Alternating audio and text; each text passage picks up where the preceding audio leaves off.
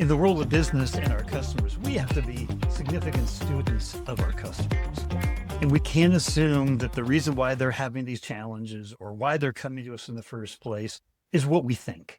You Yeah. just gave three distinct reasons why people would want to join martial arts. And you're right. I always felt, I want to feel safer out and around. I want to be able to defend myself. That may be part of it. It may not be it at all. And so the customer is the voice of highest authority in all of our businesses. And if we don't understand why they're coming to us, why they're having a conversation, a dialogue with us, why they would stay with us, why they would sign up again, then we're missing big opportunities. And you are very tied into that. You mentioned a couple of times already, empathy. And I want to understand how that works in this growth model and how to take charge of the champion growth model. I want to turn it over to you and just tell us a little bit more, just to get an understanding just from the foundational level. What is the champion growth model?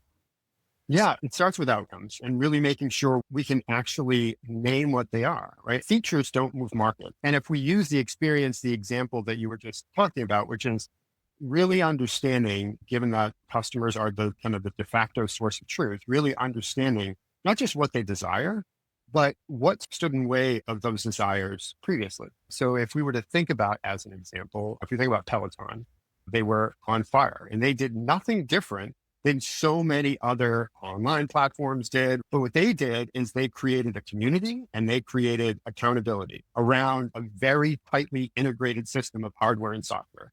So the hardware and the software was how the outcomes were about like transforming people's lives and making them feel like they belong. That was what people were thirsting for, especially people who couldn't make it to the gym, especially during COVID, right? If you think about when they really hit it. So they were so tuned in empathetically to where people's pain were. It wasn't just, I have a need to work out. I have a need to be seen and to belong and to feel like we're all celebrating together. Right. And that's where it really starts. When you think about the champion growth model, it is about being able to synthesize outcomes first and foremost. Let's name what we're trying to do. And then let's use empathy as that guide, that navigation piece to wind your way through. What has stood in the way of this occurring in the past?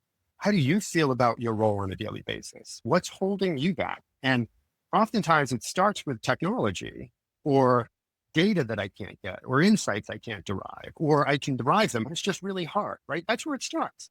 But once you really establish a relationship and trust, what happens, right, on the ongoing conversation? They start to connect dots. It might be a throwaway comment or something else. If they start to connect dots in terms of friction they may be feeling internally. I'm hearing it from my leadership, right? They're really getting frustrated on our inability to do X, Y, and Z. Okay, let me help you be a hero in this story, right? Let's work together on looking outside the technology and really think about how to connect dots for your leadership in a more compelling way.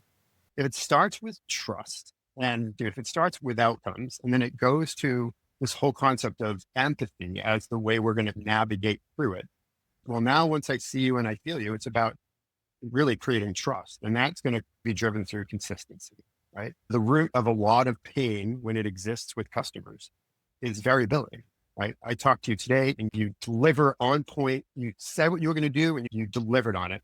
And then tomorrow you forget about it or you don't follow up or you're breaking the mold, right? You're inconsistent and that is going to break down trust, right? So then that's the next piece of that model. And then the last piece, it's a little bit more difficult because it's something that there needs to be a condition that happens that gives you the space to really push through the wall. And that is when there are emotionally charged moments, right? When customers are feeling the most against the wall and they're frustrated, fearful, their plant is like whatever it is, right? There's a critical outage.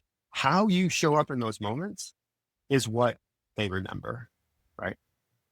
And so if we think about that champion growth model, right, that is how to create your champion. And then, natively from there, once you have a champion, it's about how you get introduced to other people who can then make new champions, right?